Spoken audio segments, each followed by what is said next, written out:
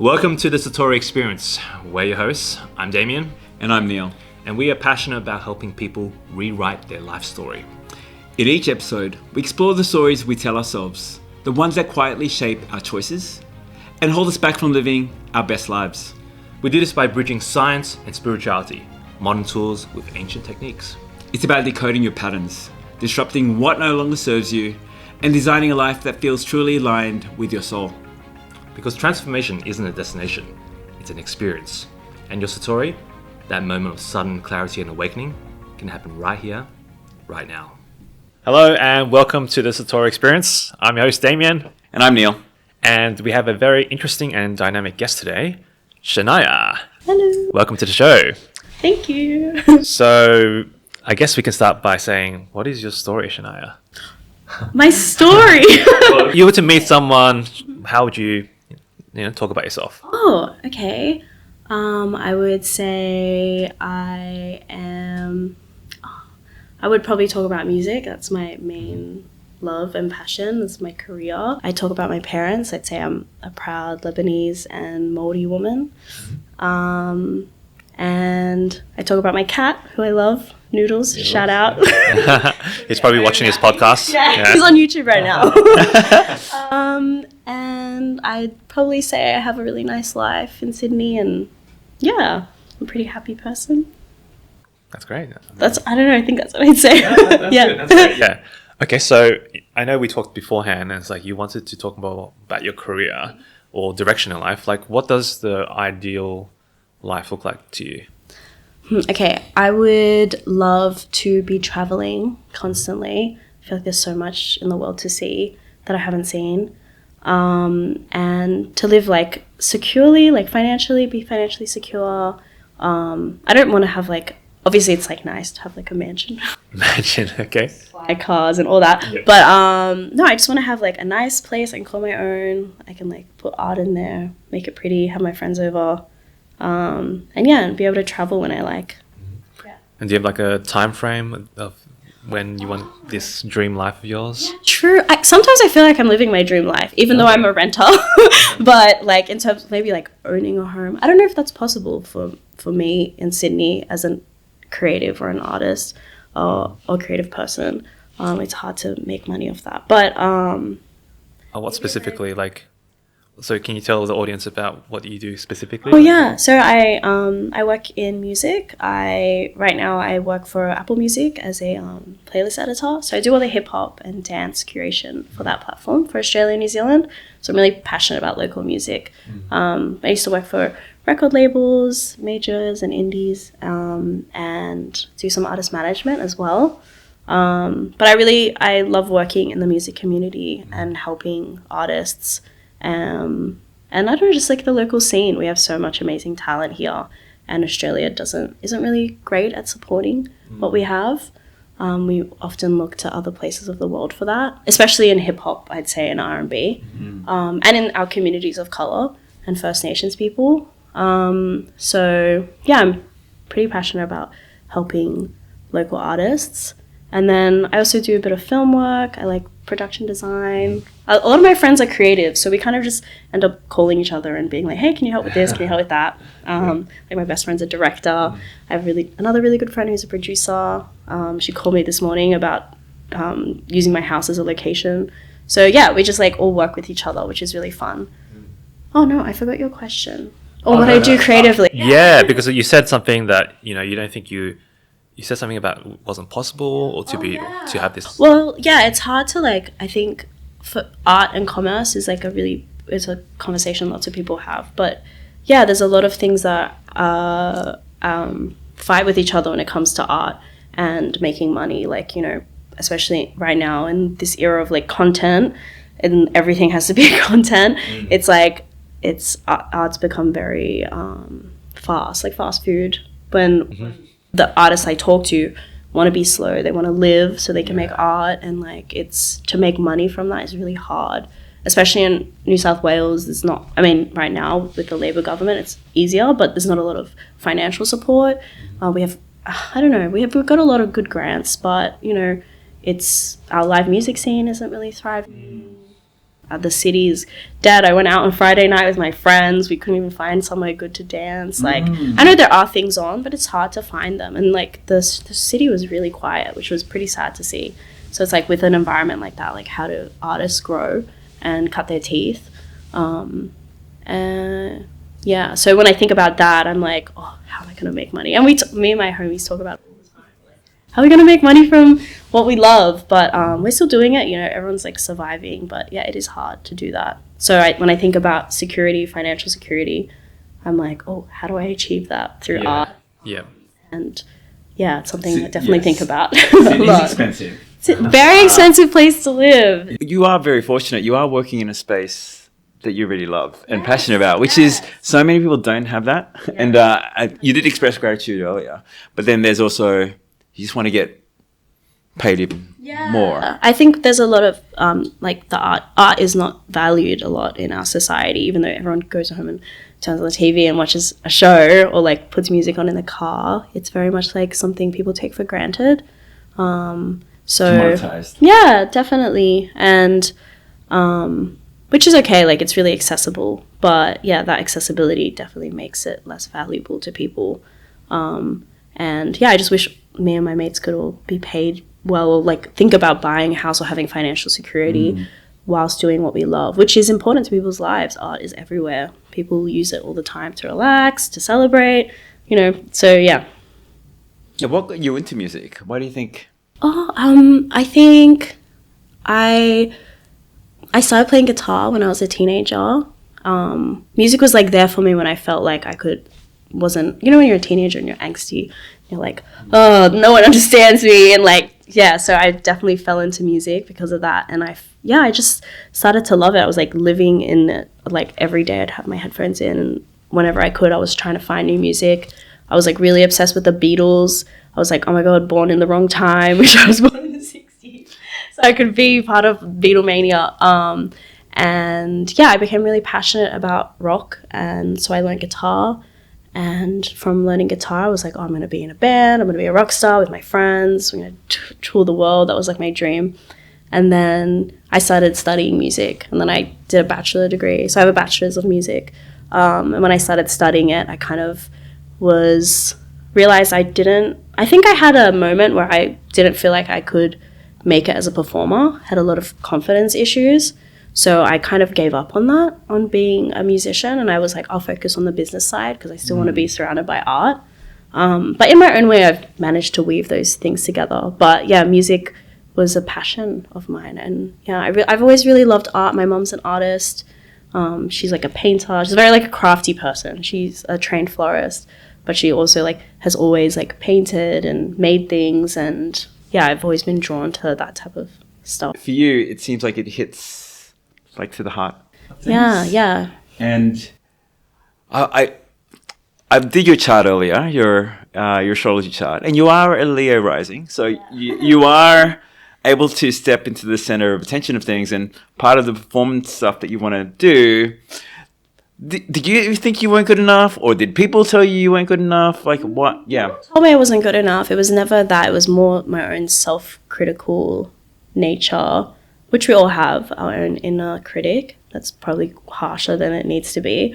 But I think I felt embarrassed really easily. And so being in the spotlight and being embarrassed was like extra embarrassing. So I think I had like a moment where I was like, ooh, I don't want to feel like that again. So I took myself away from performance. But I've worked my way back into that, not in a music sense, in other ways in my life. But yeah, from a I don't really play guitar anymore. University kind of made me hate playing guitar. Oh, really I have a guitar here if you want to play. I actually just dusted off my old guitar because I did like a massive spring clean or autumn clean, I don't know. Mm-hmm. And my guitar was like super dusty, and I like wiped it down and like I put it in my living room because I always have like intentions to like play because I think music is really nice in the home. And just to have a guitar lying around is like quite sweet. It's kind of how my mom's family is like. They always have the piano or keyboard and someone just picks it up and starts playing. But yeah, I don't really play anymore. When's the last time you played? Probably, honestly, like years. Like a really long time. But I used to love it. Like I would fall asleep with my guitar in my hand. But yeah, I feel like, I don't know, I don't feel drawn to it anymore, which is really sad because I was super invested in my guitar when I was a teenager. Yeah. I want to go back to something more about, because I noticed your language pattern was like, things are hard in terms of like trying to make a living or buying a house, which is completely fine. I'm just like, just trying to focus more on about what can you do about that. Because like, one thing I learned from working, because I used to work in a leadership development firm, and my boss used to say, stop saying things are hard. Okay. Because you're creating the reality. You're telling yourself it's hard, so it's going to be hard. Just change it to challenging. Okay. Because when things are challenging, it's like, it gives you more hope, because like when things are challenging, it's like it's a kind of a good thing. Yeah. It's more of a language pattern we tell ourselves. Things are hard, or things are impossible, or I can't do this. Like that kind of language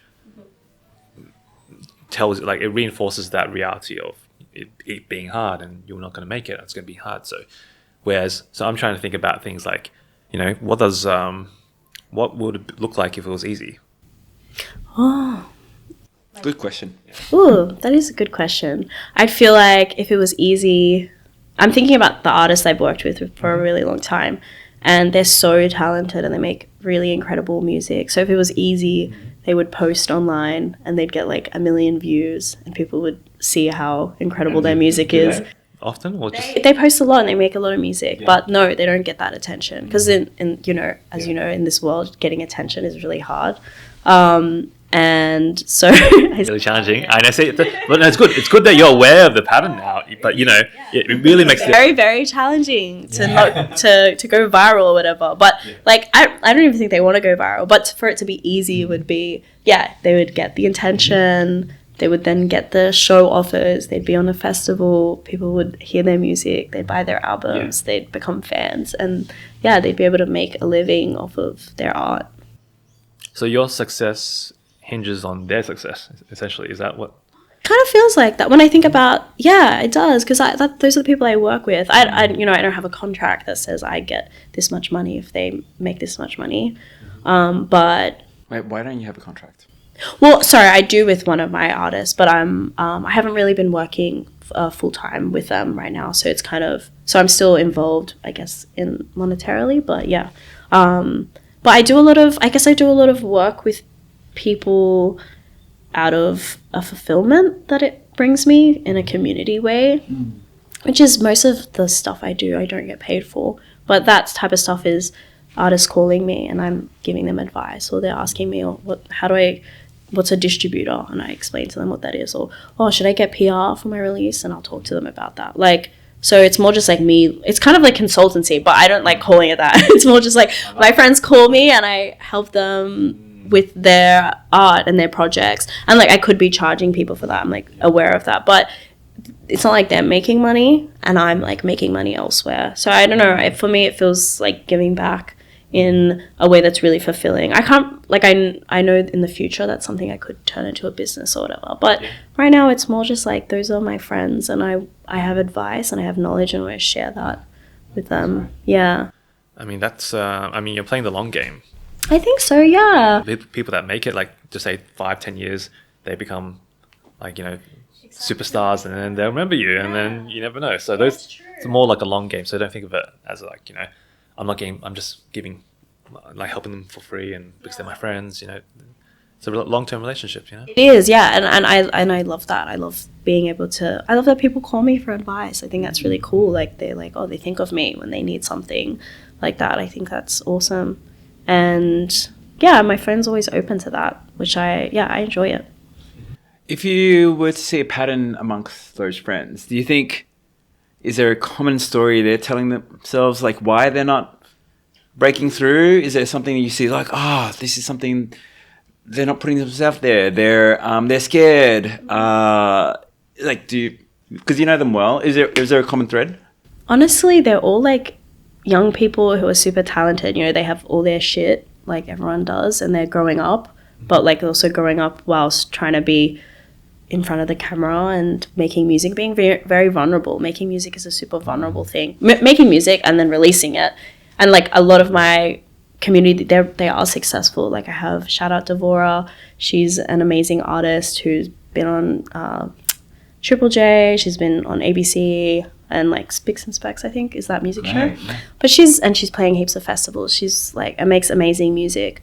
So it's more, honestly, I think it's more the environment. I don't think it's them. Like, they're just living their life and making music, even if they have their own baggage and stuff. But I think it's more that it's an environment that doesn't really foster growth for artists.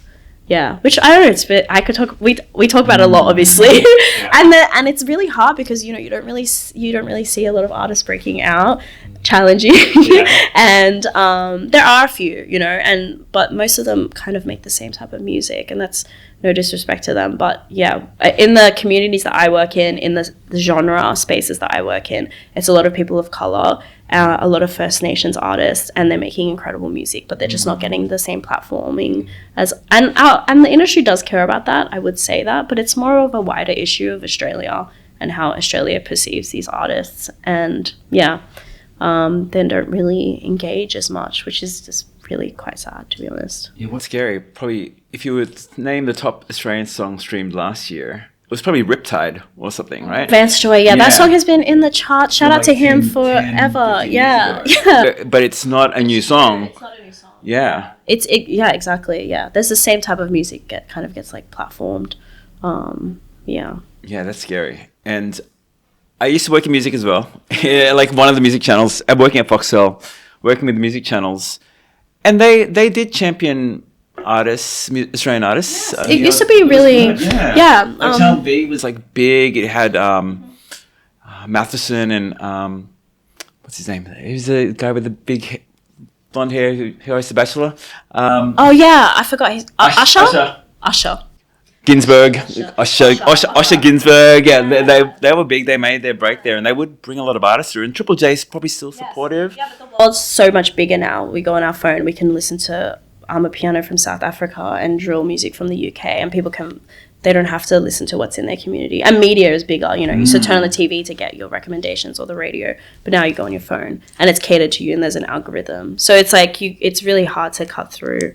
And people they love all these really big artists, which is great, But yeah, it's hard to kind of draw people back to like what's local. And we have like tall poppy syndrome in Australia. Yeah.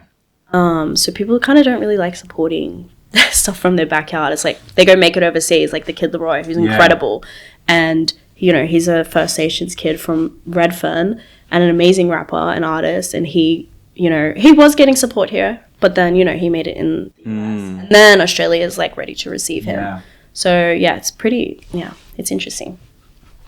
I want to focus a little bit more about you, just if you don't mind. Yeah, I know. Just because we at the end of the day, we want to help you or give you something that you can like a breakthrough that you go, like that's probably what's stopping you from succeeding in your career or your having the dream life. So, I noticed something. I did a bit of your handwriting analysis. This is interesting because I'll show you. I'll show you guys later when I do it in post. But I got my rudimental. It's like a diary entry. No, I'm not going to show you. No, it's not really. It's more about how you write. So interesting. Your signature. I'll show you here. What do you notice about your signature? You notice it. There's like big cross through it.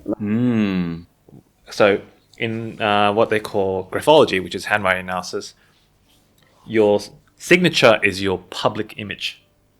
Okay, and this is your private. This is who you are. This is who people think you are. Oh my god, this is so interesting.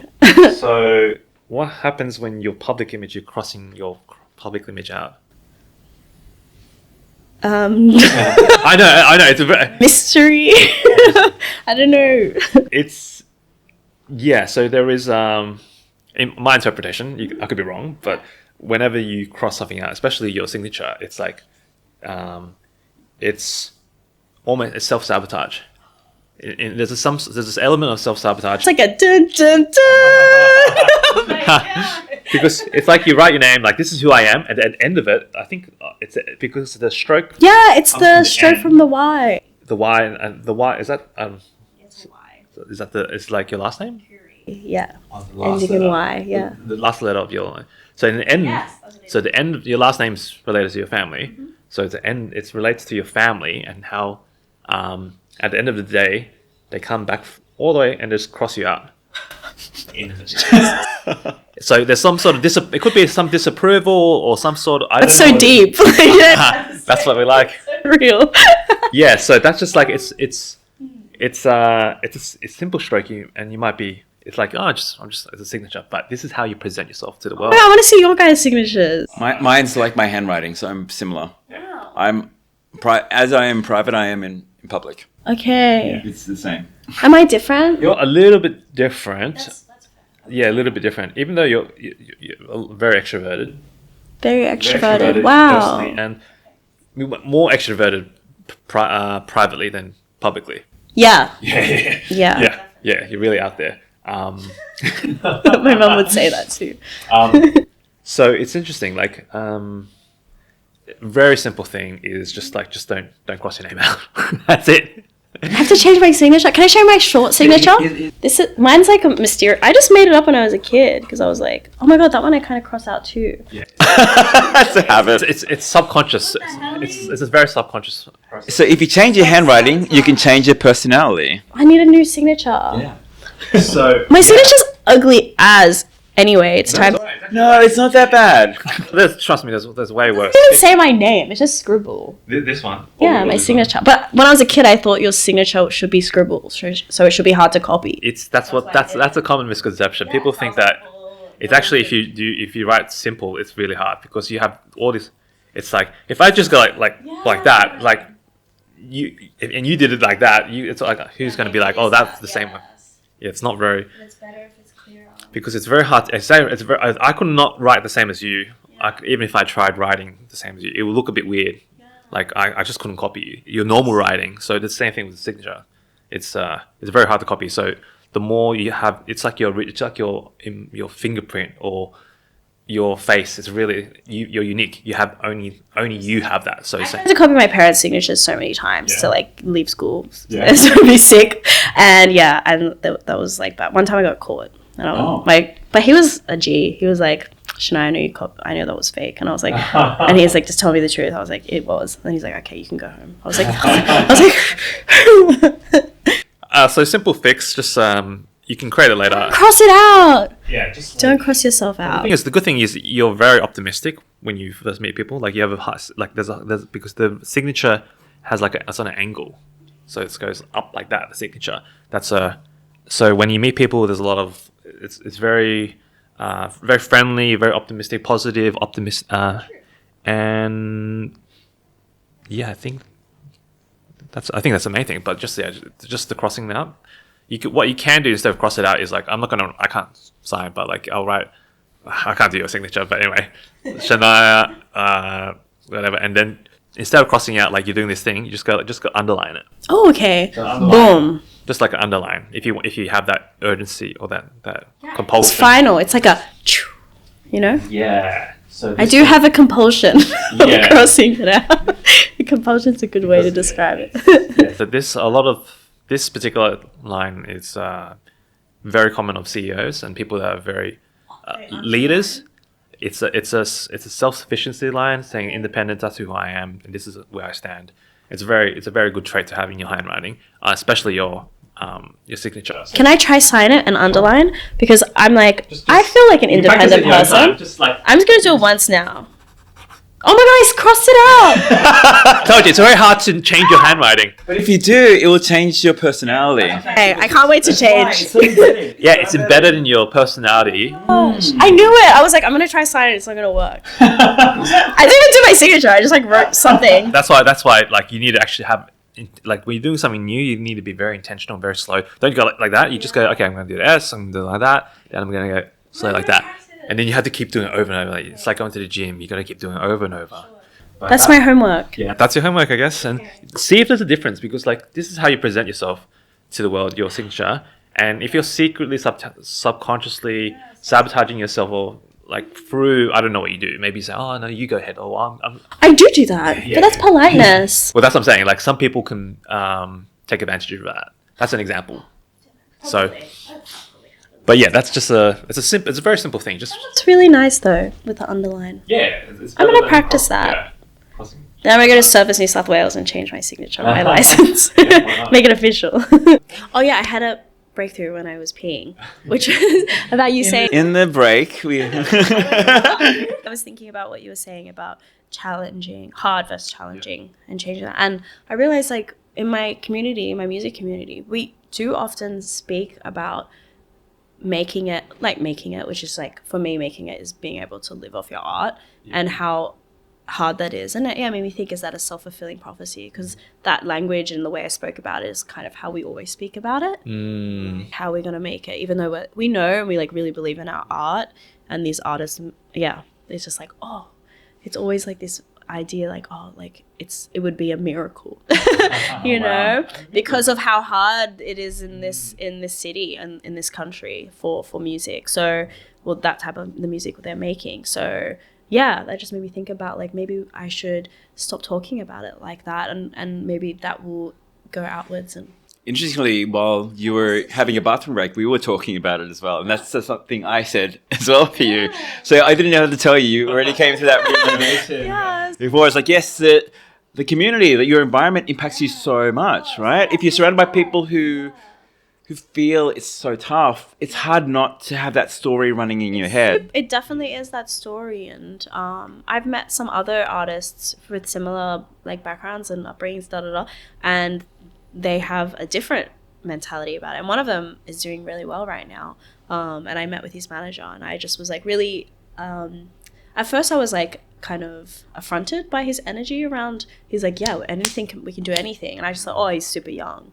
Naive. And I'm like, yeah, but I'm like, no, like he's not. He's like closer to my age, I think. And and then my second thought was like, oh, he feels very American. So I was just like, oh, it's just that confidence, which we maybe as Australians culturally interpret as arrogance. But yeah, I just was thinking about that. I'm like, they're really successful, that manager and that artist. They're doing really well locally, from like a grassroots level. And I'm like, okay, so maybe I should stop talking about it in such a negative way, and it won't be a self-fulfilling prophecy, and try and speak to my friends in a more optimistic way. Yeah, that's great. That's perfect. It's the thing is, in the beginning, it's always just like how you're trying to sign your name like differently, to talk differently, to use different language. That takes conscious power. You're going to be like, oops, I mean challenging, not hard. Like, so just catch yourself, Sometimes you're like, oh, because I find myself doing that with other things in my life, like catching myself, especially like maybe like body stuff, where I'm just like, oh, don't say that. Like, there's a very big rise of like skinny culture right now, and it's like, thinking about, and as a woman, or most people think about their body and how they look and how they eat and and so I'm like catching myself being like, oh no, don't. But it's exhausting, because it's something that's really conditioned into you thinking about something. I mean, sometimes you need to, instead of just like, don't say that or something like that, you need to replace it or reframe it. Like, you just say, oh, I can't say it's hard. Then you're like, oh, your brain's, but I'm used to saying it's hard, because what else is it, So you have to replace it with like, that's what. So instead of, oh, why is it so hard? Why is it so easy? Like that, it's a completely different energy already. That is, that's cool. And one thing I was thinking about, like, especially the people you hang around, the artists you hang around, do they call themselves like a struggling artist?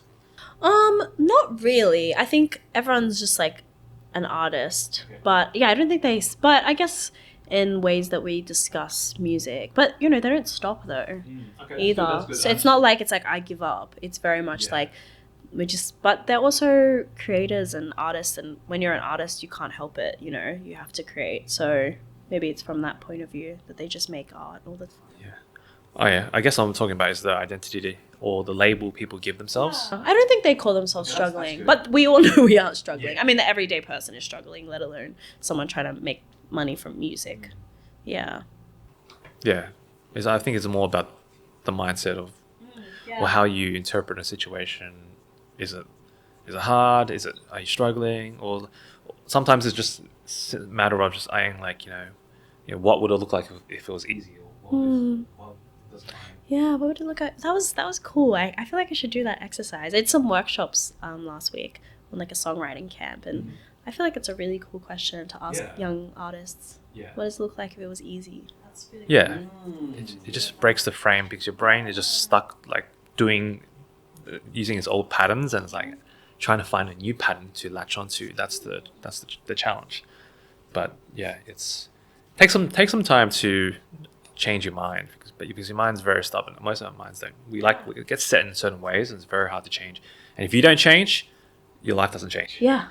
Yeah, of course. Yeah, and if your story doesn't change, your life doesn't change. And they talk about smokers, right? The people who quit smoking are the people who, they don't say, when someone offers them a smoke, they go, I don't smoke anymore. Or like, it's like, I'm quitting.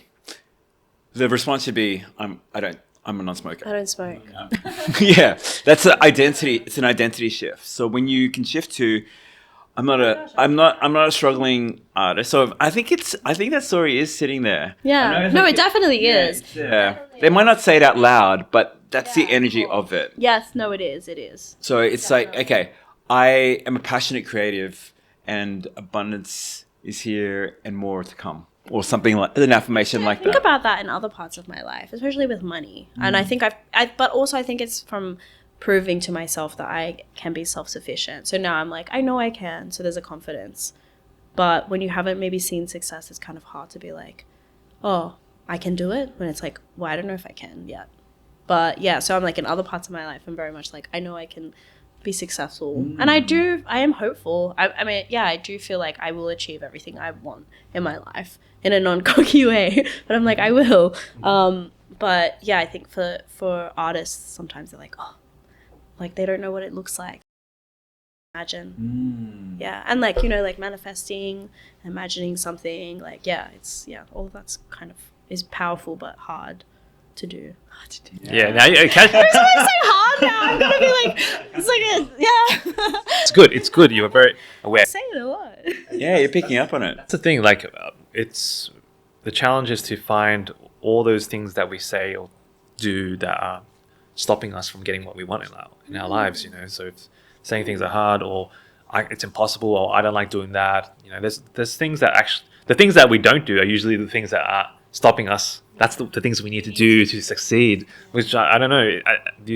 Are there any things in your life that you feel, I don't want to do it, but I know I should do it?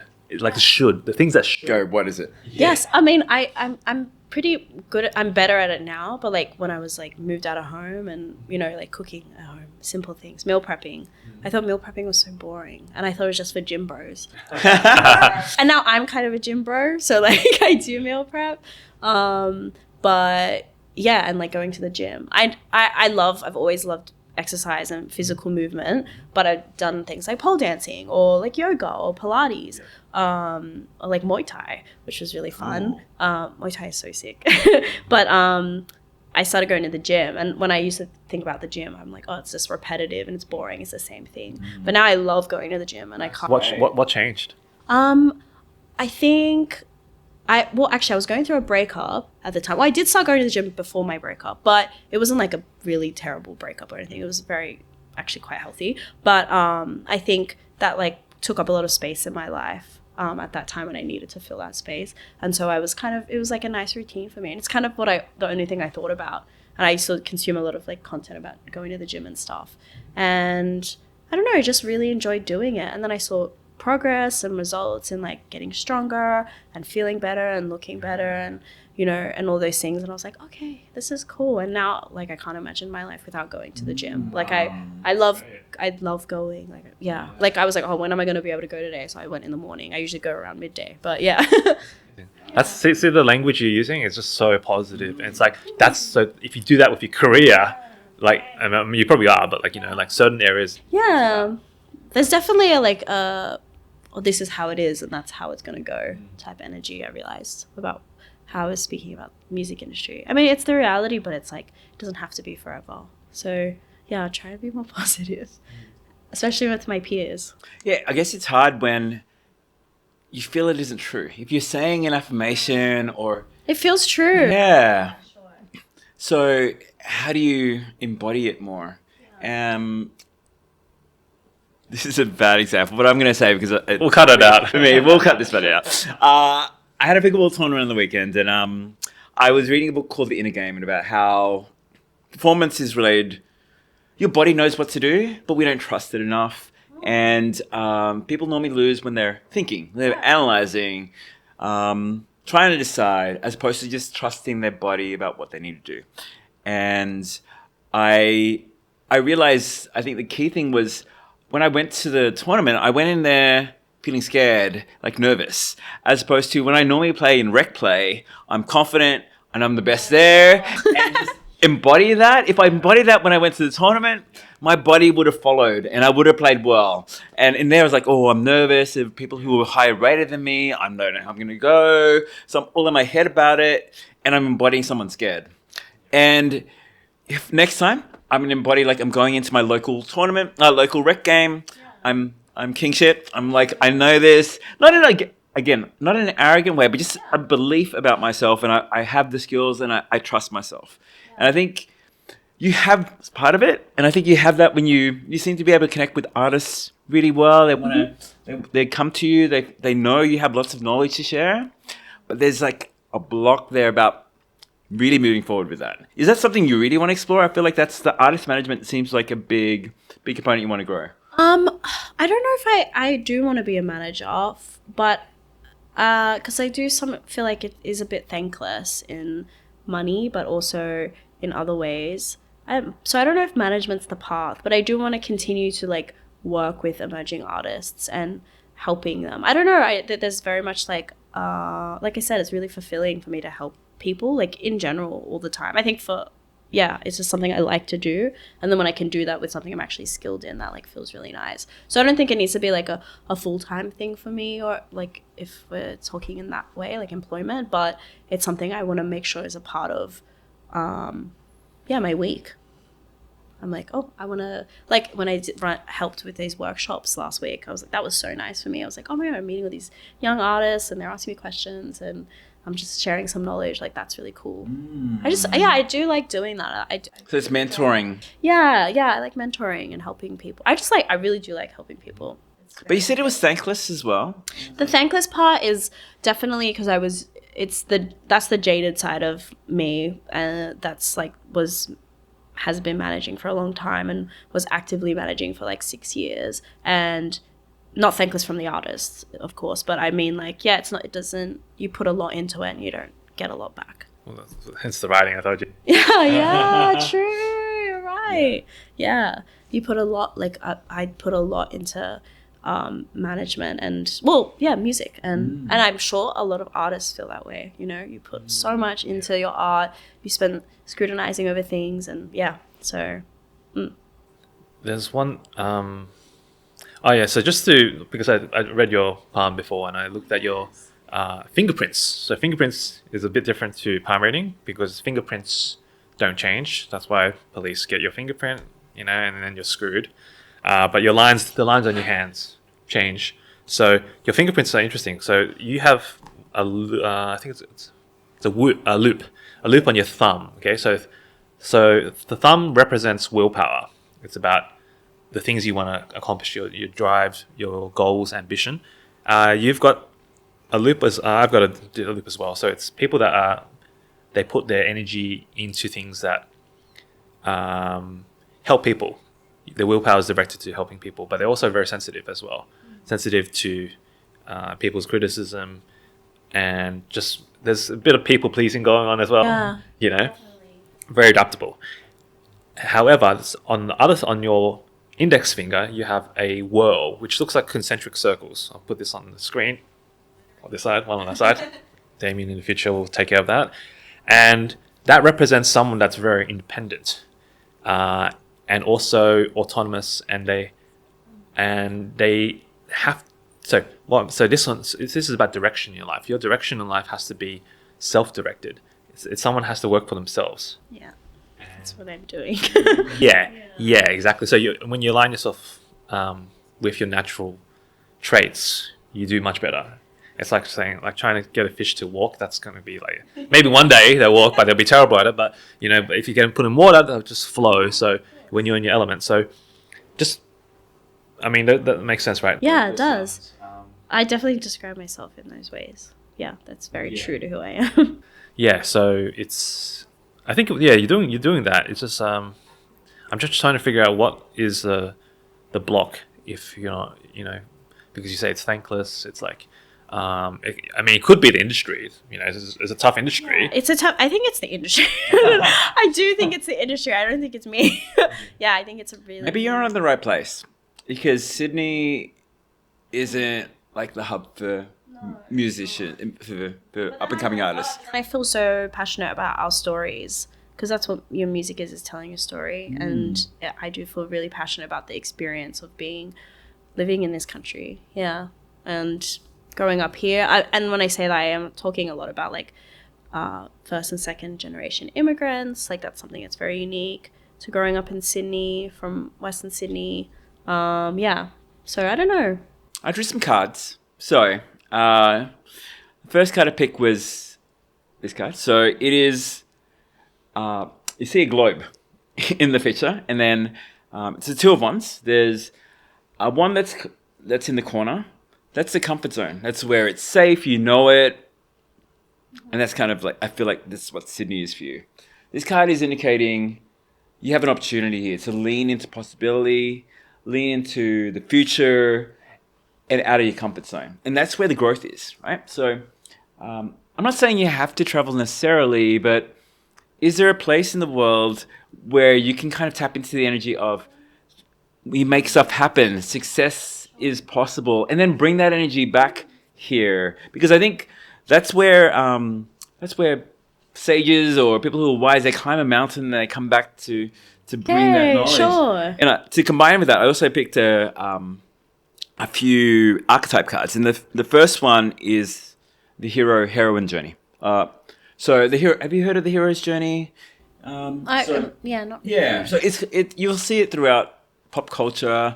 Like Star Wars is a classic example. It's someone who takes, who starts in a place they're known and comfortable, and then a supernatural force or something will push them to an adventure, a call to adventure. And from then they'll have learnings, challenges, they'll meet allies, they'll confront enemies or challenges. And then from that experience, they reach a bottom point where it feels like all is lost.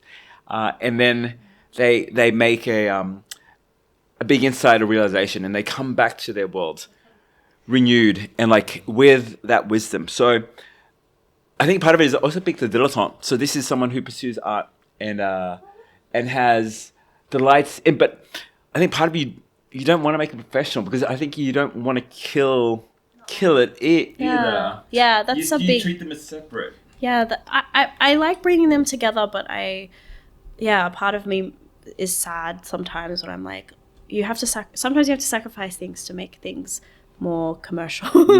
Yeah, that type of thing. But also sorry, that is a big part of something I like have always dreamt of, traveling and living overseas, which is why I'm like centering that in my life right now, of working so I can travel, and being a freelancer so no one can tell me, no, you don't have enough leave, you can't go do that. So yeah, like this year I'm taking 2 big trips. I'm going to Thailand in May for a month, and then I'm going to go to Europe at the end of the year. And I've always wanted to live overseas as well. That's definitely been a dream of mine. When I was a kid, I always imagined having a big adventurous life with lots of crazy stories. So like that definitely aligns with my aspirations. I think how do you think that can happen for you? Like what's the steps forward to be a freelancer working remotely, traveling the world? Yeah, because I do have that freedom. I can work wherever I want. Oh, cool. So Really?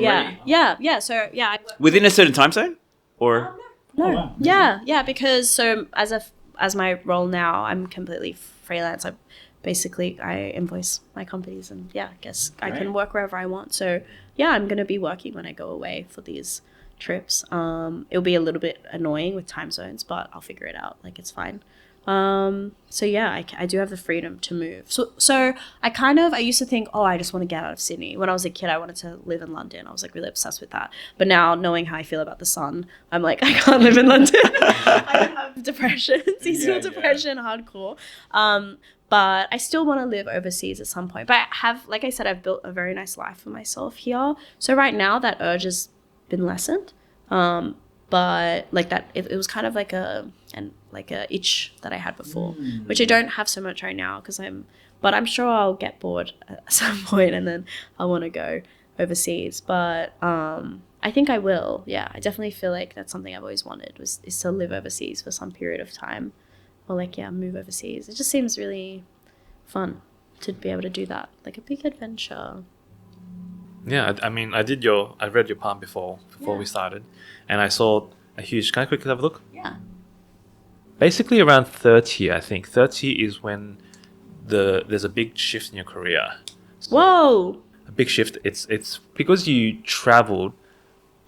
Yeah, the line you had a straight path, and then you can see that there's a new path that kind of the one in the middle. Sorry, this one here. And Shania's one is like a straight line, and then there's a line that kind of Cuts it off and takes over. So there's two meanings with that. One meaning is a partner, someone that comes in because if you're going straight in your life, and then someone comes in and just like takes over your path, it's like that's what usually partners, or someone that has a strong someone or something has a strong influence that changes your trajectory of your life. The other meaning is a foreign inspiration. Okay. Something like coming overseas or chasing your passion, your mission, and it kind of just changes. Like you're going this path, but then it just comes out left field and just changes it. It just like takes over. That's Where's the best place for like hip hop? Yeah, well, I mean, I would be talent. the US would be that, but like I said, I'm scared of America.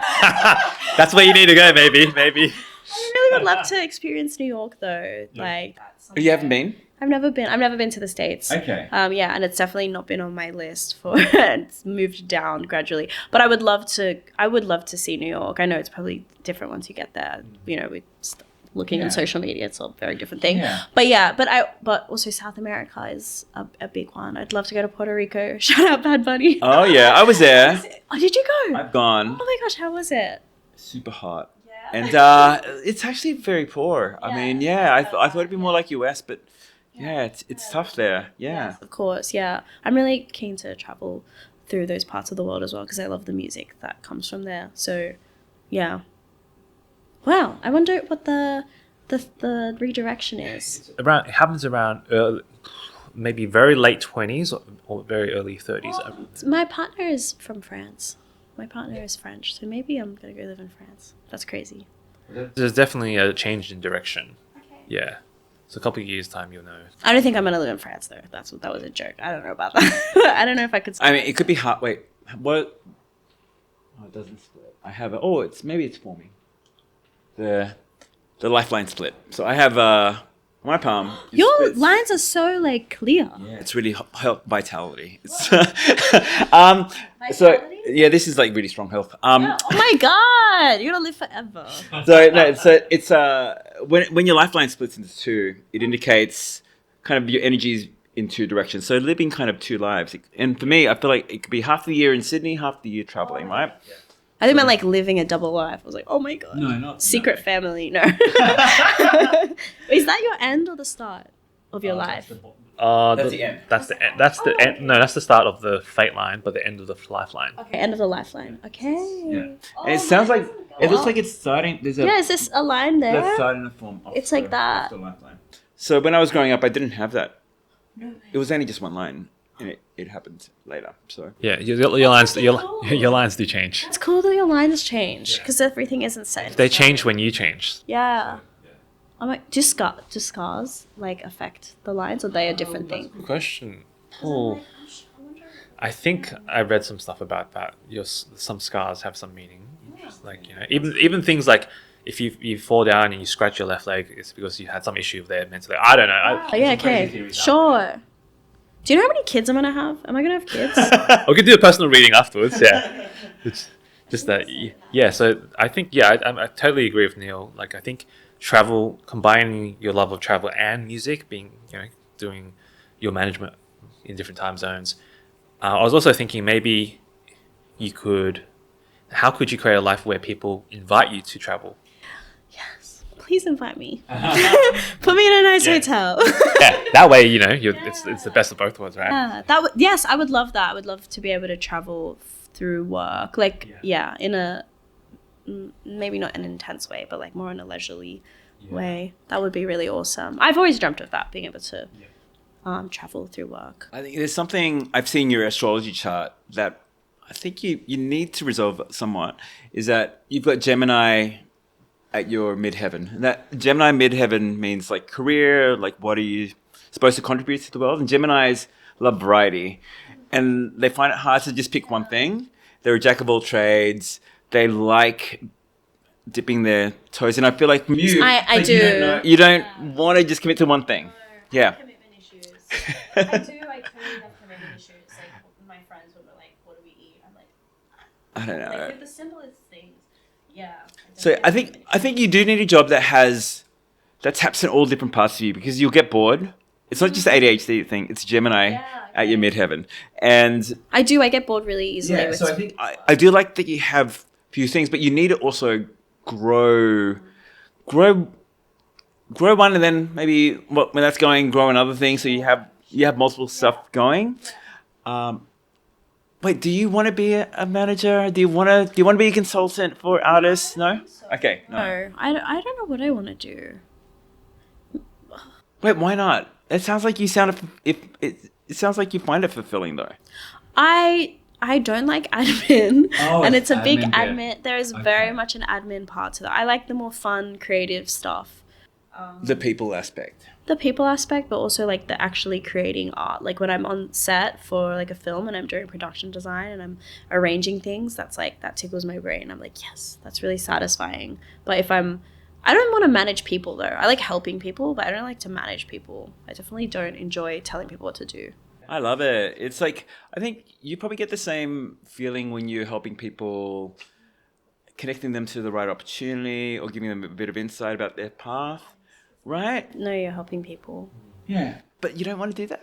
I do, but Okay. I don't want to, I don't know what way. I think I like doing it in my life, just like ad hoc, you know? Just like, yeah. You should monetize it as there's money there. Yeah, but I'm like, Do you not feel good enough for it? no, it's not that. I don't, if for me it feels when, like, especially with the arts, I'm like, these people aren't making money. Like, I'm making money, I have a stable income, they're not making money. If I'm charging them for advice, that just feels wrong to me. Even though it's not wrong and I know that, but like those people, I'm like, if they're making fucking a lot of money, I'm gonna charge you, but like not when you're literally broke. Have a think about maybe, because you don't have contracts with anyone at the moment, but on future earnings, if they're making over a certain amount of money, of course, yeah. maybe But no that's one where- is. Yeah. That's the thing. That's the hard part. I think- but lock in a contract. Tell them when you get to a certain level that you should get, like, I don't know what the rate is, like a 1% of their earnings that you've made it. percent for management, but it's just which I have with my other artists. But yeah. So something to think about, like this more reframe about, of course, you're being kind to them, you're understanding that they don't have money and all that. At the same time, when you give something for free to someone, they're less likely to value what they give. So Of course, yeah. it's kind of like, it's just going to go out the other year, It's a maybe. mentality thing, true, as well. It's more like a psychological phenomenon, like for most people. And if they don't work for it or they don't pay for it, they're not going to value it. Yeah. Think of that way, and then you force people to value it, but also to find a way to get the money to pay you, because if you're worth it, it's worth paying for. But I do think, like you said, it's a long game. Like, I'm like, I don't think of it as a long game, but I do feel like I've had a lot of opportunities since I've been a freelancer, purely because of the relationships I've built from what I've done. Yeah. And like, that's been paying my bills. So I'm like, yeah, it doesn't mean I'm getting the money right there and then. Yeah. But yeah, it comes back around, an opportunity. I guess there's a balance. Sometimes you can, help them pro bono, and then sometimes you can be like, hey, this is what I charge. I'm happy to help you more. I can give you the first one for free. Sure. But I do need to eat as well. Of course, yes. Interestingly, I have some oracle cards related to Chinese astrology, and the first card I picked was enjoy the waiting game. So you talked about, you are playing the long game. You're waiting for the fruits of your labors to come through, and you're in that place where you're planting really good seeds and you're enjoying the waiting game. The next one was like, you're just trying to be in flow. I know it sounds like you don't want to get too locked down. So it's kind of hard to even imagine. Want to flow with it. and trust your intuition with it, and keep honing that. There's going to be a breakthrough in the future. There's like breaking through the barrier. And I think, this is you. It is jumping off that cliff. It's that taking that leap of faith where you feel like, I'm not good enough. I don't know how it's going to work out. You have to take a leap at some stage. For you to break through, you're going to have to take some risks. And I know you feel comfortable and you are building stuff slowly, but there's going to be a point in time where you have to just go. And just, the universe will catch you when you do it, and that's breaking the barrier. I think part of it is keep visioning what you want. Keep this in mind. Try not to focus on the things that aren't working. It's like, oh, it's hard. The industry's hard. The people are struggling. It's like, how can you focus on the future where, like, Australian industry is thriving? It's supported. It's getting the grants. It's getting the airplay. Envision that future, and then work. That'd be so cool. Yeah, just live it now. I was like, yes, we live in a state of abundance. It is possible. So focus on the vision. It's a water rat. So I love that. Liam popping his head up. Yeah, also, the Earth. I feel like when I got a reading from it last time, we had a card similar to this. It was like a girl like falling off a cliff. Oh yeah, it's a fool. The fool. But it was like for me, I saw it very positively. I was like, oh, she's ready. She's taking exactly. I think this is your year of. You are doing the travel, which is great. Yeah. I think you're gonna learn a lot from that. This is really I think so too. It's gonna give you the confidence that you can do this, and I think you'll meet the right people at the right time there. Like go there with an intention. Maybe it's like, what does this life feel like? And then bring that back when you do. Yeah. Oh, I am really excited to travel. All these cards are like aligned so much with who I am. You guys are good. Thank you so much. Before we wrap up, do you have any questions or final remarks? Or, I mean, we can also, like, is there something we haven't covered that you would like to explore? No, I think I didn't expect our conversation to go that way, but yeah, I'm definitely thinking about how I'm framing music and the industry. Yeah, it's very much, and like it's always been like a problem bigger than us, but it's like, oh, maybe we have to speak in a different way to make our dreams a reality. Yeah.